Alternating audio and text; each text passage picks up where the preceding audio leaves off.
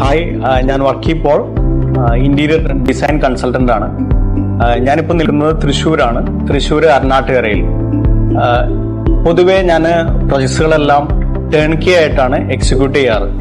പക്ഷേ ഈ പ്രൊജക്റ്റ് നമ്മൾ ഒരു ഡിഫറെന്റ് സിനാരിയോയിലാണ് നമ്മൾ വർക്കൗട്ട് ചെയ്തിരിക്കുന്നത്. ഈ പ്രൊജക്റ്റ് നമ്മളൊരു ഡിസൈനിങ്ങും PMC സർവീസുമായിട്ടാണ് ചെയ്തിരിക്കുന്നത്.